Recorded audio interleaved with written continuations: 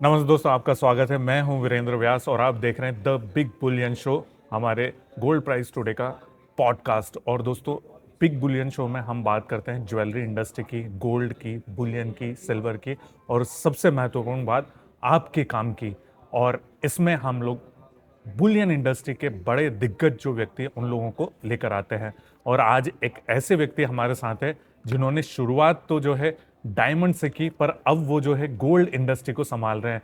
तो दोस्तों, मैं बात कर रहा हूँ वर्ल्ड गोल्ड काउंसिल इंडिया के सीईओ सचिन जैन जी की। और सचिन जी आज हमारे साथ जुड़ेंगे बिग बुलियन शो में। नमस्ते सचिन भाई, स्वागत है आपका। वीरेंद्र भाई, बहुत बहुत धन्यवाद। मैं हमेशा आपके शो में आने के लिए बहुत उत्सुक रहता हूँ। सो बहुत बहुत धन्यवाद कि हमेशा बुलाते रहते हैं। Thank you very much. तो सचिन जी, अगर हम शुरुआत करें तो आप डायमंड से गोल्ड में आए, मतलब डीबीएस के आप हेड थे इंडिया के, और अब जो है आप गोल्ड इंडस्ट्री में। दोनों कितना अलग है, या ये जो ट्रांसफॉर्मेशन है ये कैसे आपने किया? सो वीरेंद्र जी, मेरा जो करियर शुरू हुआ था, मतलब मैं कहता हूँ भगवान की बहुत कृपा रही है। और मैं लकी रहा हूँ कि ऐसे ब्रांडों के साथ जुड़ने को मिला, बहुत सीखने को मिला। और मेरे पूरी जर्नी में मेरे जो बॉसेज रहे वो बहुत अच्छे सज्जन, बहुत अमेजिंग लोग रहे जिनसे मैंने बहुत सीखा। तो मैं काफ़ी इंडस्ट्रीज़ में रहा हूँ। और एज अ प्रोफेशनल क्या होता है कि अगर आप अलग अलग इंडस्ट्री में होते हैं तो मुझे लगता है कि आपको सीखने का मौका मिलता है। आपको सेम चीज़ आप सॉल्व करते हैं लेकिन बहुत डिफरेंट नज़रिए से करते हैं। तो मैंने अपना करियर शुरू किया था बेनेटन से, जो कि पैरल ब्रांड है इटली का। फिर मैं स्वॉच ग्रुप पे था, जहाँ घड़ियों का हमने काम शुरू किया। और उसके बाद मैंने ज्वाइन किया, एक कंपनी थी याद्रो, जो स्पेनिश ब्रांड है, बिल्कुल हाई एंड लग्जरी पोर्सलिन की। उसके बाद मैं डिबेयर्स में आया, जहाँ मेरा सबसे महत्वपूर्ण समय, मैं 14 साल वहाँ पे था। और उसके बाद मैंने वर्ल्ड गोल्ड काउंसिल में आया हूँ, गोल्ड का। लेकिन इन सारे अलग अलग रोज़ में आपको सीखने को मिला। समाओ एक ग्लोबल पर्सपेक्टिव था। और एक भारतवर्षी होने के नागरिक, मेरे को लगता है कि आई वॉज रियली लकी कि हम हिंदुस्तान, भारतवर्ष में ऐसे समय पे अपना करियर बिल्ड कर पाए, जो सारी नई चीज़ें यहाँ पे हो रही हैं और एक आधुनिक नया भारतवर्ष हम बना पा रहे हैं। नहीं, अगर हम जर्नी की बात करें, आपने तो एक छोटे से में बता दिया। नॉर्मली हम देखते हैं कि जिस पोजीशन पर आप है, जो वर्ल्ड गोल्ड काउंसिल के सीईओ, नॉर्मली ऐसी जगहों पर पहुंचने में काफ़ी जिसको आप कह सकते हैं चैलेंजेस फेस करने पड़ते हैं। तो आपका सब स्मूथ रहा, या थोड़े बहुत लाइफ में चैलेंज आए देन अपने नहीं, चीज़ें बहुत ज़्यादा उसका? स्मूथ रहा और बहुत ज़्यादा मैं लकी रहा हूँ। अच्छा। और बहुत कृपा रही है मेरे ऊपर कि एक जैसे क्या होता है कि आप कुछ भी कर रहे होते हैं, हमेशा एक आप लगन से करिए। और उस समय आपका होराइज़न एक रहता है, जो उस समय का होराइज़न होता है। Horizon keeps changing as you keep evolving, आपका एक रोल बढ़ता है और आप वो चीज़ें करते हैं। लेकिन मैंने हमेशा एक एंटरप्रेन्योरली काम किया है, अपना काम समझ के किया है। और अब मेरा सोचना है कि अगर लगन से आप करें तो मतलब रिजल्ट हमेशा आते हैं। तो ये मेरी बिलीफ रही है। जी जी। और अगर हम वर्ल्ड गोल्ड काउंसिल में, चूँकि आप काफ़ी चीज़ें देख रहे हैं, बहुत सारी चीज़ें कर रहे हैं, तो थोड़ा सा आप हमें अपना विजन समझाइए। क्योंकि गोल्ड को अगर हम देखें इंडिया में, तो खाली हमारी संस्कृति का हिस्सा, मतलब हम खरीद बेच कोई सामान की तरह नहीं देखते। It's part of our culture. और वर्ल्ड गोल्ड काउंसिल बहुत सारी चीज़ें ऐसी करता है जो वो गोल्ड के अराउंड रहती है, किसी प्रकार से गोल्ड वहाँ पर प्रमोट हो। नॉर्मली इंडिया में तो ऐसी आपको ज़रूरत नहीं पड़ी, क्योंकि आदमी जाके ही खुद से करता है। पर फिर भी आप बहुत सारे स्टेप्स लेते हैं, उनके पीछे क्या थॉट प्रोसेस रहती है, क्या थिंकिंग रहती है as a World Gold Council CEO? तो वीरेंद्र जी, अगर आप इंडिया में देखें, जैसे आपने बोला कि हमारे यहाँ संस्कृति का एक भाव रहा है गोल्ड, वो बिल्कुल ट्रूथ है।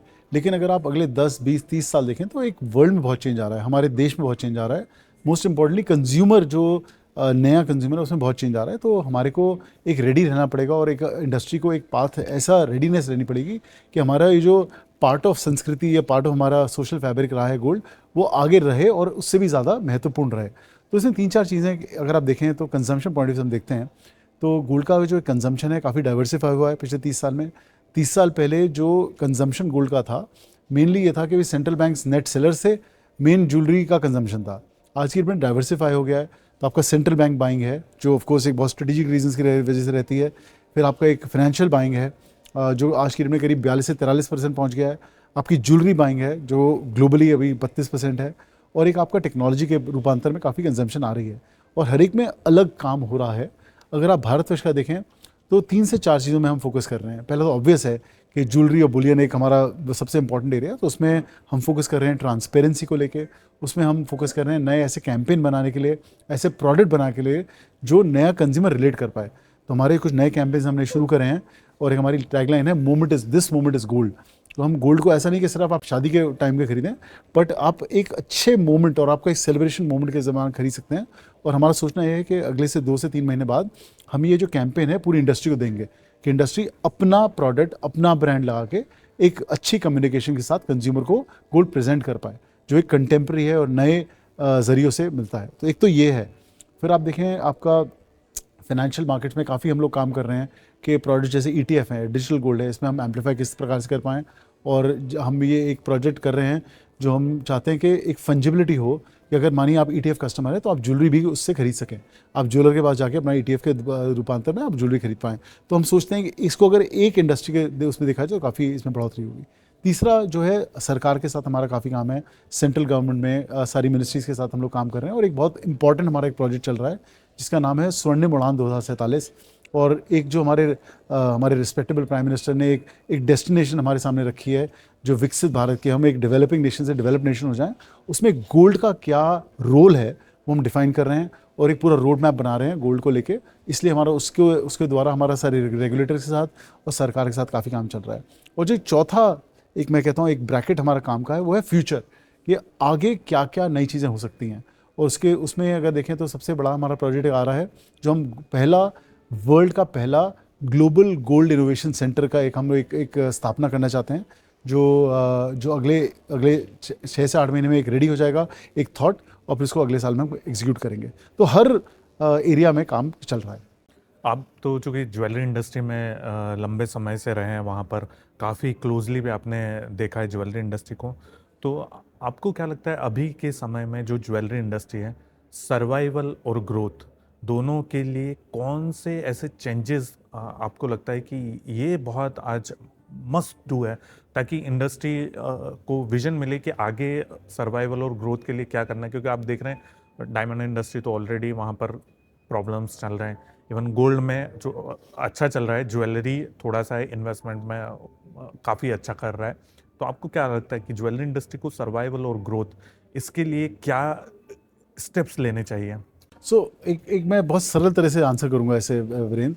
तो अगर एक जो सबसे इम्पॉर्टेंट स्टेप या एक चेंज अगर हमें इंडस्ट्री में आ जाए, तो हम जैसे कहते हैं कि बहुत ज़बरदस्त हम लोग रेडीनेस होएंगे। वो ये है कि एक हमारा बिलीफ कि जो मैंने पहले किया है वही ठीक है, जो हमारे एक इंडस्ट्री में नॉर्मली एक बिलीफ रहता है, what I have done in the past is the only way to do in the future, वो अगर चेंज हो रहा है और हम अपना स्टेटस को चेंज करें। मैं ये नहीं बोल रहा कि पूरा बिजनेस कल ही चेंज करिए, लेकिन एक छोटे छोटे जरिए से अगर चेंज करें और एक ओपन माइंडेडनेस हमारे इंडस्ट्री में ज़्यादा आ जाए, तो मुझे लगता है कि हमारी इंडस्ट्री का इतना ब्राइट फ्यूचर है कि उसको कोई रोक नहीं पाएगा। आज की डेट में हम देखते हैं कुछ ब्रांड्स हैं, कुछ ऐसे बिजनेस हाउसेज हैं जो काफ़ी चेंज कर रहे हैं और ग्रो कर रहे हैं। तो change is an extremely important concept जो हमारे को बिल्कुल एम्ब्रेस करना चाहिए, गले लगना चाहिए उसके साथ, क्योंकि कंज्यूमर चेंज हो रहा है और बहुत तेज गति से चेंज हो रहा है। अगर आप देखें 31 दिसंबर 2025 को, 3 महीने पहले, करीब 74% से 75% हमारा जो देश है उसकी जनसंख्या मिलेनियल और यंगर हो चुकी है।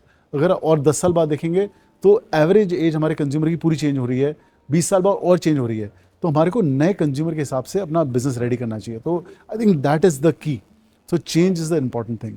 उसके अलावा अगर आप देखें गोल्ड बिजनेस में मैं कॉन्वर्सेशन सुनता हूँ, जैसे आप B2B उसमें हम काफ़ी सुन रहे हैं कि कैरेटेज को कम कर दीजिए तो उसको गोल्ड एक ऑफर कर पाएंगे। लेकिन आप समझिए कि जो ऐसे ग्लोबल मार्केट्स है, जैसे इटली था, जर्मनी था, जो 20 साल पहले सबसे बड़े कंज्यूमर थे गोल्ड के, बहुत बड़ा मार्केट था, वो आज ख़त्म हो गए हैं, क्योंकि वहाँ पे जो ज्वेलरी की एक प्रथा थी, जो ज्वेलरी का रीज़न था, उसको हमने 7 कैरेट, 8 कैरेट, 9 कैरेट, 10 कैरेट करके एक कॉस्ट्यूम ज्वेलरी बना दी है। तो मेरा सिर्फ आपके द्वारा यही एक सबमिशन रहेगा कि any thing you should do, लेकिन बड़ा कॉन्शियसली करें, क्योंकि अगर आपका ब्रांड एक मीनिंगफुल रखता है, मीनिंगफुल सेंसिंग कंज्यूमर के साथ, कि मैं अपनी हार्ड अर्न्ड मनी एक सेविंग के तौर पे, एक एसेट बिल्डअप के तौर पे लगाता हूँ, उसको अगर आप प्योर चीज ना दें तो भी उसका लॉन्ग टर्म इम्पैक्ट ब्रांड पे आएगा ज़रूर। तो आई थिंक एक शॉर्ट टर्म ट्रेंड्स होते हैं, इनको देखना चाहिए, और एक लॉन्ग टर्म ट्रेंड्स को एक इवेल्युएट करना चाहिए। तो एक ये बात है। सेकेंडली एक इंपॉर्टेंट चीज़ है कि आपको अपना बिजनेस बहुत ट्रांसपेरेंटली काम करना ही पड़ेगा। जैसे हम आज आगे एक सोशल मीडिया के द्वारा या इस तरह एक न्यूज़ बहुत तेज सॉर्ट ऑफ ट्रांसफ़र होती है, और एक कंज्यूमर की नीड है कि हम ट्रांसपेरेंटली अपना क्रिएटिविटी के लिए, अपने सर्विस के लिए एक कमांड करें। तो IAGS जैसे हमने एक पहल रखी है इंडस्ट्री के सामने, उसका भी प्रोग्रेस अच्छा हो रहा है। लेकिन आई जैसे और भी कई सारे ऐसे ऐसे जरिए होंगे, लेकिन ट्रांसपेरेंसी और प्रॉपर काम करना एक मस्ट रहेगा आगे के समय में। एक एक चीज़ और मैं अभी देख रहा हूँ, काफ़ी समय से डेटा आ रहा है। आपको क्या लगता है investment gold, bar and coin, ये और ऑर्नामेंटल गोल्ड ज्वेलरी, इनके बीच में दोनों मार्केट में कुछ कंपटीशन चल रहा है, या ये दोनों को, जिसको आप कह सकते हैं कि एक दूसरे के पूरक हैं? मुझे लगता है कि ये इंडिपेंडेंट रहेंगे। आज की डेट में हम लोग थोड़ा कैनिबलाइजेशन देख रहे हैं, लेकिन ज्वेलरी का कंज्यूमर, जो गोल्ड ज्वेलरी का एक रिवाइवल आप देखेंगे इस साल। एक पर्टिकुलरली हमने एक स्टडी किया है रविंद्र जी, कि जो हैंड कंज्यूमर, जो पिछले पिछले 10 वर्ष तक हमने देखा कि जो हैंड कंज्यूमर है वो अपनी लाइफ की प्रीमियमनेस गोल्ड से नहीं दर्शा रहा था। जो पिछले जब अब जो गोल्ड का प्राइस इतना बढ़ गया है, तो एक प्रीमियमनेस, अपना लग्जरी गोल्ड से दर्शाया जा रहा है। हमें लगता है कि अगले 2 से 3 वर्ष में गोल्ड का महत्व अपनी अपनी लाइफ को एक्सप्लेन करने में बहुत इंपॉर्टेंटली सामने आएगा। तो मुझे लगता है कि jewellery as a category, gold will really propel. Investment demand को अगर आप देखें, बार एंड कॉइन हुआ या और ETF हुए या ये सब हुआ, इनमें ग्रोथ, एक एडिशनल ग्रोथ आएगी जो इन्वेस्टर माइंड से आ पाएंगे। और हो भी क्या रहा है कि गोल्ड इटसेल्फ एक ट्रांसफॉर्मेशन में जा रहा है, कि इतनी टेक्नोलॉजी गोल्ड में आ रही है। ब्लॉकचेन पे गोल्ड आने वाला है। हमने अभी recently as World Gold Council एक डिजिटल पेपर शुरू किया है, जो हम पूरा धीरे धीरे इंट्रोड्यूस करेंगे। काफ़ी सारे बैंक्स ग्लोबली उसमें जुड़े हुए हैं, सरकारें जुड़ी हुई हैं, और इससे एक चेंज बहुत अच्छा आएगा, जिससे कि आप गोल्ड को एक कंटेम्प्रेरी एसेट क्लास की तरह इन्वेस्ट कर पाएंगे। तो अभी जैसे आप बोल रहे हैं शायद कैनिबलाइजेशन है, लेकिन थोड़े समय बाद एक गोल्ड ज्वेलरी की क्रिएटिविटी, उसकी एसेंस, उसका एक मीनिंगफुलनेस, एक फैमिली के लिए बोलिए, कि एक गृहिणी के लिए बोलिए, कि एक आप जब पहनते हैं उससे क्या आपको फीलिंग आती है, वो बहुत इंपॉर्टेंट है। और वो मुझे लगता है जो ब्यूटीफुल काम यहाँ पे हो रहा है, जो रिटेलर्स कर रहे हैं, जो ब्रांड्स कर रहे हैं, मैन्युफैक्चरर्स कर रहे हैं, उससे एक रिवाइवल ज्वेलरी को लेकर ज़रूर आएगा। भारत में गोल्ड के साथ चीज़ जुड़ी हुई, बाइंग करते समय इमोशनल, गोल्ड बायर इमोशनल रहता है गोल्ड को लेकर। तो आपको क्या लगता है ये अच्छी चीज़ है, या चूंकि इमोशनली आपने बाई कर लिया और देन फिर आपको लगता है कि मेरे साथ ऐसा हो गया, तो आपको क्या लगता है गोल्ड इन्वेस्टमेंट इमोशनल जब बन जाता है तो वो अच्छी चीज़ है? Emotion is a very strong thing in the sense. और अगर इमोशन से कोई चीज़ खरीदी जाए तो आपके दिल के पास रहती है उसका एक। और गोल्ड ने जिस तरह परफॉर्मेंस दी है, उसका राइट एक वो भी रहा है कि ये एक, जैसे बोलते हैं कि एक रेनी डे में आपका साथ रहा है, कि एक जैसे डिफिकल्ट टाइम में आपका साथ दिया है गोल्ड ने। और आज नहीं, 10 साल से नहीं, 100 साल से नहीं, कई पीढ़ियों से ऐसा एक गोल्ड का रोल रहा है। तो मुझे लगता है emotion is a great thing, because gold एक ऐसी चीज़ है। गोल्ड हम लोग जब ज्वेलरी लेते हैं, हम लोग खरीदते हैं जब आपके घर में एक बेबी पैदा होता है, या आपकी बेटी की शादी होती है, या आप उसे अपने अपने इंसिस्टर्स के द्वारा आपको प्राप्त होता है, तो उसका एक मीनिंगफुलनेस बहुत डीप है। तो emotion is a very strong thing, it should remain, and I hope it remains. एक चीज़ और मैं देख रहा हूँ इंडस्ट्री में, आपको क्या लगता है हम हॉलमार्क जो ज्वेलरी है उसकी तरफ बढ़ रहे हैं? फुल्ली हॉलमार्क इंडस्ट्री जो है, ये जो है पेनफुल नेसेसिटी है या ग्रोथ इंजन है इंडस्ट्री के लिए? क्योंकि आपको पूरे इंडिया को हॉलमार्क करना है। अभी हम लोग सरकार ने कुछ डिस्ट्रिक्ट और ऐड किए हैं रिसेंटली, तो आपको क्या लगता है ये इंडस्ट्री के लिए जो नया ग्रोथ इंजन बनेगा अगर हम फुली हॉलमार्क्ड हो जाते हैं पूरे इंडिया में? 100%, मैं इसमें बड़ा क्लियर हूँ इसमें। ये it is a growth engine only, और एक ट्रांसपेरेंसी, और कोई भी स्टेप लिया जाए जिससे कंज्यूमर कॉन्फिडेंस को एनहांस किया जाए, वो पूरी इंडस्ट्री को बेनिफिट करता है। इसलिए हम फुली सपोर्टिव हैं कि ये ऑल इंडिया में, अगर आप देखें वीरेंद्र जी, कि हमारा देश ही एक इकलौता देश है जहाँ पे हॉलमार्किंग एक लॉ है। और अगर ये लॉ पूरे देश में जाएगा, ये लॉजिकल है, करना चाहिए, और इससे सबको बेनिफिट होएगा। और जो आपका पिछला क्वेश्चन था इमोशन को लेके, मैं एक चीज़ और बोलना चाहूँगा कि हमने जो भी स्टडीज़ करी हैं कंज्यूमर की, उसमें ये भी देखने को मिला है कि जो यंगर कंज्यूमर हैं, जिनके लिए कुछ परमानेंट नहीं है, रिलेशनशिप परमानेंट नहीं है, मौके परमानेंट नहीं है, lot of things are very temporary, gold एक उनकी लाइफ में परमानेंस दे रहा है, और वो देगा। मुझे लगता है कि they will latch on to things that are permanent. और गोल्ड है, ज्वेलरी है, some things that are permanent of nature, वो उनका मीनिंगफुलनेस एक नए प्रकार से सामने आएगा। एक चीज़ और हम अभी देख रहे हैं सर, गोल्ड प्राइसेस काफ़ी बढ़ चुके हैं। अगर हम देखें पिछला समय तो लगभग दोगुने हो गए हैं पिछले 2-3 साल में प्राइसेस। जब प्राइस बढ़ते हैं तो ये वाला जो इन्वायरमेंट है, वो इंडस्ट्री के लिए अच्छा माना जाता है, या आपको क्या लगता है कि बढ़ते हुए प्राइस में, या जैसे अभी वॉलेटिलिटी हम देख रहे हैं प्राइसेस में, और हम देख रहे हैं कि इंडस्ट्री में उसको लेकर एक ये चीज़ है कि भैया प्राइस स्टेबल हो जाए तो ज़्यादा सही है, बढ़ता रहे तो कोई दिक्कत नहीं है। तो आपको क्या लगता है, बढ़ता प्राइस इंडस्ट्री के सेंटिमेंट को बूस्ट करता है या उसको थोड़ा सा पीछे ले जाता है? जी, एक प्राइस स्टेबिलिटी बहुत अच्छी चीज़ रहती है एक इंडस्ट्री में, किसी भी इंडस्ट्री में, और हमारे में तो इन पर्टिकुलर धीरे धीरे प्राइस बढ़े तो बहुत अच्छा रहता है। और हमारा इंडियन कंज्यूमर भाई जब भी हमने देखा है कि प्राइस ऊपर जाता है नीचे जाता है, थोड़ा रुक के खरीदते हैं। और पिछले 18 महीने में हमने एक मौका ही नहीं दिया, सिर्फ अगर आप पिछले 4 से 5 हफ्तों को उठा दें अगर, तो हमने एक मौका ही नहीं दिया कस्टमर को कि वो स्टेबल प्राइस पे आ पाए। तो जो अभी एक करेक्शन हुई है प्राइस की और जो एक स्टेबिलिटी एक रहेगी, उससे मुझे लगता है कि it will be a very big boost to the business. लेकिन अगर आप पिछले वर्ष को देखें, जनवरी टू दिसंबर अगर आप देखें, तो हमने कहा है कि भाई कुछ गिरावट हमारी वॉल्यूम में रही है, लेकिन वैल्यू में करीब 30 से 40% की वैल्यू इंक्रीज़ रही। उसका मतलब आप देखें तो आपके टॉप लाइन इंक्रीज़ हैं, आपके आपके प्रॉफिट्स बढ़े हुए हैं। तो मुझे नहीं लगता किसी भी ज्वेलर ने जिसने अच्छे से काम किया है उसको कोई दिक्कत हुई है पिछले साल में।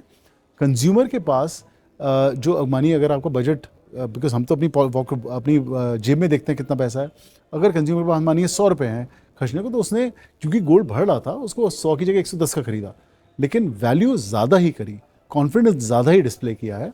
और वीरेंद्र जी, अगर आप 25 साल पहले जाएं, 2001 में मेरी शादी हुई थी, 2001 में 4,000 रुपये प्लस 10 ग्राम था, तब भी महंगा था, तब भी हम 800 टन लेते थे हिंदुस्तान में, और तब भी ये था कि भाई पता नहीं आगे अफोर्ड कर पाएंगे नहीं कर पाएंगे, और आज ले जाए। और तो अगर आप देखें ये जो कांस्टेंट इंक्रीज प्राइस कर रही है फ्रॉम 4,000 से लेकर आज की डेट में जो प्राइस है, ये इसका मेन रीज़न ये रहा है कि हमारे देश में प्रगति हुई है। आप देखिए हमारे जो पर कैपिटा इनकम है, जिसका मतलब सरल भाषा में ये है कि हर भारतवर्षी के हाथ में कितनी वेल्थ हो, कितना एक कैश आता है कि जिससे वो स्पेंड कर पाए, आज की डेट में करीब $2,800 है, और 20 साल पहले बहुत कम था, और अगले 21 साल में प्रोजेक्शन $15,000 की है। आप सोचिए, अगर हम कहते हैं जी हमारा टोटल इकोनॉमिक साइज $30 ट्रिलियन जाएगा, उसका मतलब ये है कि हर भारतवर्षी के पास $15,000 पर इंडियन होने वाले हैं ना। उसका मतलब आप समझें, उसका मतलब यह है कि अगर आप पिरामिड देखें, इनकम पिरामिड, तो एक बहुत ऐसा कंज्यूमर है जो गोल्ड नहीं अफोर्ड कर पाता आज की डेट में, जो एस्पायर कर रहा है अफोर्ड करने की, वो कर पाएगा। तो एक नया कस्टमर जुड़ रहा है, जो कस्टमर है उनके पास ज़्यादा वेल्थ आ रही है। तो 4,000 से 1,50,000 जो जर्नी हुई है, वो एक इंडिया की ग्रोथ स्टोरी को रिप्रेजेंट करता है। और अगले 21 साल जो, जैसे हमने पहले विकसित भारत के बारे में बात करी है, तो एक बहुत अच्छा एक पोटेंशियल वो ग्रोथ हमारे देश के सामने है, और हम बहुत यूनिकली प्लेस्ड हैं। अगर आप चाइना को देखें और मार्केट्स देखें, सब लोग डिक्लाइन में हैं, India he is the only market जो इस तरह से ग्रो कर रहा है। एक चीज़ और, चूँकि आपने कस्टमर की बात करी, और आप पूरी जो आपकी पिछली कंपनी थी DBS, वहाँ पर भी आपने चीज़ें बहुत सारी हैंडल करी। आज के जो ट्रेडिशनल और मॉडर्न ज्वेलर, ट्रेडिशनल ज्वेलर एक जो हमारे पुराने लंबे समय से उनका आ रहा है, अभी मॉडर्न हम लोग देख रहे हैं पूरे इंडिया में चेंज चल रही है। आपको क्या लगता है कि ट्रेडिशनल और मॉडर्न, इन दोनों के बीच का बड़ा अंतर क्या है? मतलब जो हम देख रहे हैं, एक ज्वेलर है जैसे हमारे इंदौर में, रतलाम से है, वो DP ज्वेलर, रतलाम में उन्होंने था, फिर उन्होंने इंदौर में खोला, एंड देन वो पूरे इंडिया में एक्सपैंड कर रहे हैं। थे वो ट्रेडिशनली, पर वो बदल कर अब पूरे इंडिया में जा रहे हैं। मैं एग्जाम्पल के तौर पे आपको बता रहा हूँ। तो आपको क्या लगता है कि एज ए ट्रेडिशनल और मॉडर्न, दोनों के बीच का सबसे बड़ा अंतर क्या है? मान लीजिए मैं ट्रेडिशनल हूँ और मुझे मॉडर्न, मतलब मॉडर्न इन द सेंस कि मैं आज के समय के हिसाब से चलूँ, तो क्या अब वो चेंज जरूरी है? कौन सा वो चेंज आपको लगता है कि ज्वेलर को करना चाहिए? जी वीरेंद्र जी, देखिए एक तो हमारा मार्केट बहुत वाइड है, हर प्रकार का कंज्यूमर बैठा है। अगर आप देखें 10 से 20 साल पहले जो रोल एक फैमिली ज्वेलर प्ले करता था, हमारे देश में जितने फैमिली डॉक्टर हैं उतने फैमिली ज्वेलर हैं, हर एक के घर में एक ज्वेलर है ना। तो उसका एक रोल था कि वो एक घर का गाइड था, एक आपकी हार्ड अर्न मनी का एक प्रोटेक्टर था। ये सब चीज़ें रोल थे जो इवॉल्व हो रहे हैं। और जो नई जनरेशन आ रही है, उसको सिर्फ ये कहना कि नहीं बहन जी मैं बैठा हूँ इज़ नॉट गुड इनफ। आपको एक ट्रांसपेरेंटली, एक कॉन्फिडेंटली काम करना पड़ेगा। तो आपका रोल चाहे एक फैमिली ज्वेलर का रहे, लेकिन आपको चेंज करना पड़ेगा कि आप transparently with confidence with third party दे पाएँ अपने कंज्यूमर को। और ट्रस्ट जो है उसको एक this should not be a conversation. मुझे नहीं लगता कि अगले 10 से 15 साल बाद कोई ये पूछेगा अभी कि इसकी कैरेटेज क्या है, क्योंकि एक ब्रांडिंग एक will define all of this. तो एक रोल है जो एक फैमिली ज्वेलर का है और एक चेन स्टोर्स का भी रोल है। और जैसे आपने बोला, जैसे डीपी के आपने एक एग्जांपल लिया, DP is an amazing company. आप आज भी उनके पास रतलाम में जाएं, उनके स्टोर को ट्रेडिशनली गद्दी पे वो लोग काम करते हैं। हाँ, अब भी कस्टमर की लाइन लग के वहाँ पे लोग आते हैं, और क्यों करते हैं? क्योंकि उनका नाम और ट्रस्ट की एक वैल्यू क्रिएट कर पाएँ, और वही चीज़ वो स्केल अप करके इंदौर में लाए हैं, जो बड़े स्केल पे लाए हैं, लेकिन वो they are still very close to the roots. So I think it's a great example जो आपने लिया है, एक ट्रेडिशनल ज्वेलर एक स्केल अप कैसे कर पाए। DP is a great example for that. उन्होंने रिसेंटली में यहाँ पे बॉम्बे में भी कई ऐसी बहुत ही मॉडर्न दुकानें खोली हैं, addressing to again a very new age consumer. So I think वो अच्छा एक काम कर रहे हैं, लेकिन सिर्फ चेंज ये है कि वो ट्रस्ट के पीछे नहीं हट रहे। कोई भी ऐसा लॉजिकल स्टेप आ रहा है, जैसे जब मैं डिबेट में था हमारे साथ भी वो जुड़े, और उनका जुड़ने का मतलब ये नहीं था कि एक बहुत बड़ी चीज़ थी, उनके लिए था कि अगर मार्केट में नई चीज़ है, किस नए तरह से नए कॉन्फिडेंस के साथ अपने कंज्यूमर को चीज़ दे पाएँ। चूँकि हम ज्वेलरी कंपनियों की बात कर रहे हैं, लगातार एक के बाद एक ज्वेलरी कंपनियां लिस्ट हो रही है मार्केट में, नई बहुत सारी कंपनियां आ रही है, इवन बहुत सारे आईपीओज अभी हम देख रहे हैं कि पाइपलाइन में बड़े बड़े जो मैन्युफैक्चरर हैं। इसको कैसे देख रहे हैं आप गोल्ड इंडस्ट्री के लिए? जो कंपनियां पहला स्टेप था ट्रेडिशनल से ऑर्गेनाइज होना, ऑर्गेनाइज के बाद ऑर्गेनाइज से share market listing, public money उठाना, तो ये जो स्टेप है इसको आप कैसे देख रहे हैं? क्या ये बहुत पॉजिटिव स्टेप है जी वीरेंद्र जी, बहुत पॉजिटिव स्टेप है, क्योंकि इससे आप क्या कह रहे हैं, सबसे चीज़ आप कह रहे हैं हम ट्रांसपेरेंटली काम करते हैं। जो एक हमारे को एक तरह से हमारे को रैशनलाइज किया गया है कि गोल्ड इंडस्ट्री ओपेक है, वहाँ क्या चलता है पता नहीं चलता, वाइट है ब्लैक है, वो चीज़ें ना हट के एक कंपनी जो सामने आके सेबी के द्वारा कहती है कि मैं ट्रांसपेरेंटली अपनी बुक्स मेंटेन कर रहा हूँ और ऑपरेशन करूँगा, I think is a very positive good step.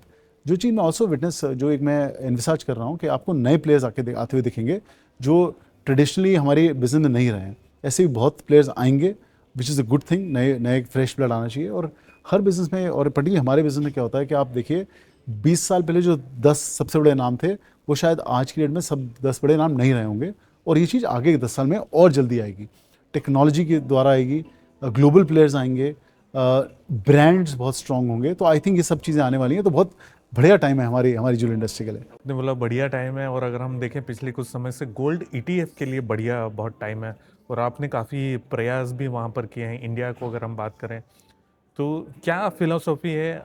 मैं देख रहा हूँ कि ये कुछ थिंकिंग पहले वर्ल्ड गोल्ड काउंसिल की टोटल थिंकिंग में ही मैं एक जिसको आप कह सकते नोटिस कर रहा हूँ कि कुछ शायद चेंज हुआ है।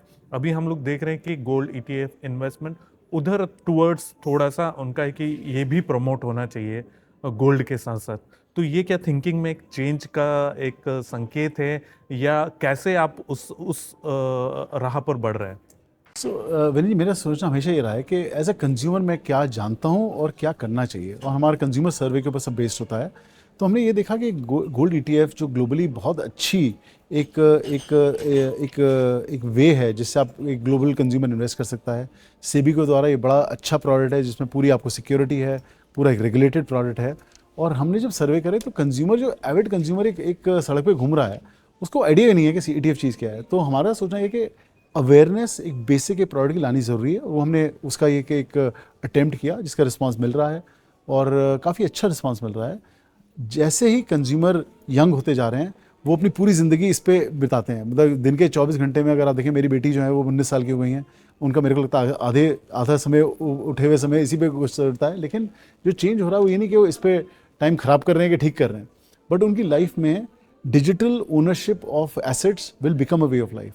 तो अगर आप सोचेंगे उस कंज्यूमर साइकोलॉजी से अगर आप देखें, तो हमारे को रेडी होना पड़ा, और गोल्ड को उस जर्नी का या उस एसेट एलोकेशन में एक हिस्सा बनना पड़ेगा। तो ये एक अटेम्प्ट है starting from consumer awareness, consumer को क्या चाहिए उसके द्वारा प्रोडक्ट लाना।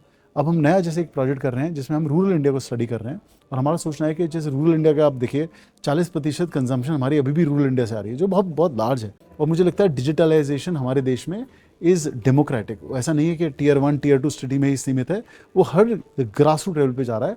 तो एक रेडीनेस एक तरह की हम लोग करना चाहते हैं कि इवन रूरल इंडिया का बाइंग बिहेवियर क्या होगा, उनके लिए कैसा प्रोडक्ट लाया जाए।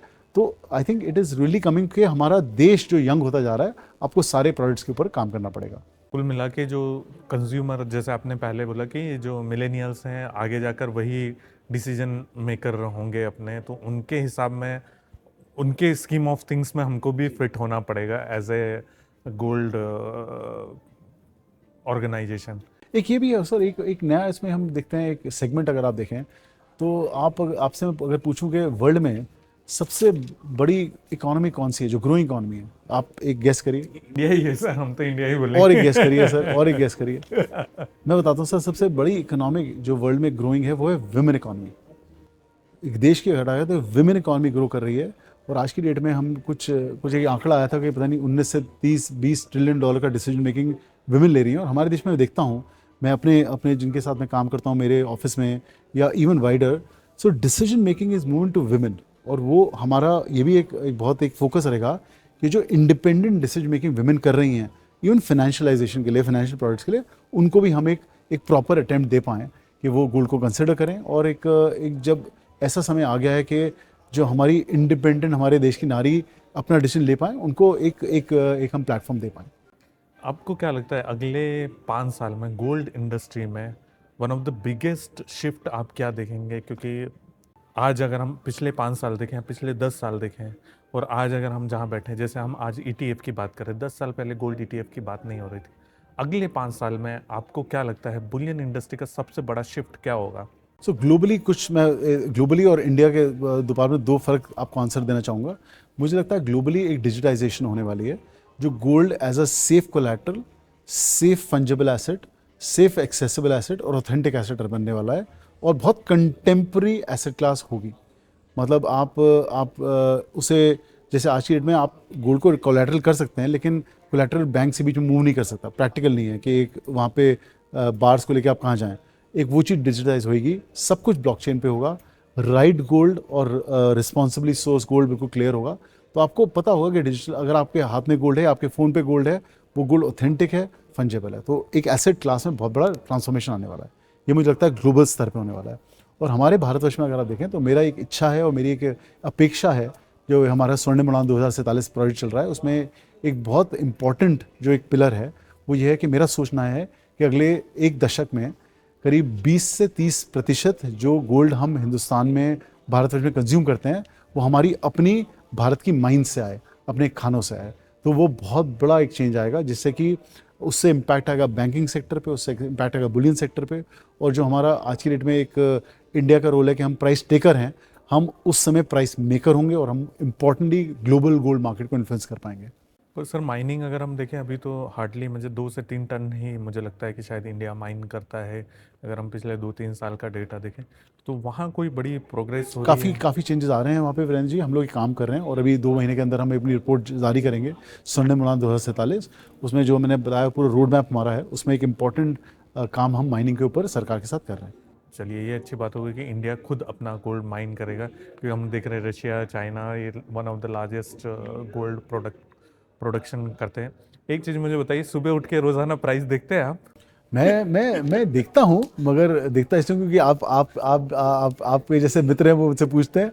मगर अगेन मेरा मैसेज ये रहेगा कि अगर आप एक वित्तीय निवेशक हैं तो एक लॉन्ग टर्म जरिए से गोल्ड को देखें। लॉन्ग टर्म अगर आप लंबे दृष्टिकोण से गोल्ड को देखेंगे तो जो इसके बेनिफिट्स हैं, जो ये एसेट क्लास है, बहुत ही बेहतरीन है। आप ज्वेलरी खरीदने जाते हैं? सर बिल्कुल, मतलब मैं तो नहीं जाता, मगर मेरे क्रेडिट कार्ड के मैसेज काफ़ी आते हैं, जिसमें मेरी धर्मपत्नी काफ़ी जाती हैं। चलो, ये अच्छा है, मतलब कि नहीं, कई बार होता है ना कि हम जिस काम में करते हैं हम शायद उसमें उतना इन्वॉल्व नहीं हो। नहीं, मैं हूँ। और क्योंकि मेरे को लगता है कि जो हमारी ज्वेलरी है वो एक ब्यूटीफुल जरिया है एक इमोशन का। और मैं काफ़ी ज्वेलरी खरीदता हूँ अपनी फैमिली के लिए, अपने दोस्तों के लिए। और मतलब it's a beautiful way of expression of your love. चलिए, बहुत अच्छा लगा सर सचिन जी आपसे बात करके, बहुत मज़ा आया, बहुत सारी चीज़ें आपने बताई हमें, उसके लिए बहुत बहुत धन्यवाद। बहुत बहुत धन्यवाद विनीत जी। मैं हमेशा बहुत आपको थैंकफुल हूँ कि आप मुझे बुलाते हैं अपने प्लेटफॉर्म पे, और आई इक्वली एंजॉयड। Thank you. तो दोस्तों, सचिन जी से हमने काफ़ी कुछ बात की गोल्ड इंडस्ट्री के बारे में, इंडिया की गोल्ड इंडस्ट्री के बारे में। तो आप मुझे बताइएगा आपको ये podcast the big Boolean show with Sachin Jain कैसा लगा। Thank you.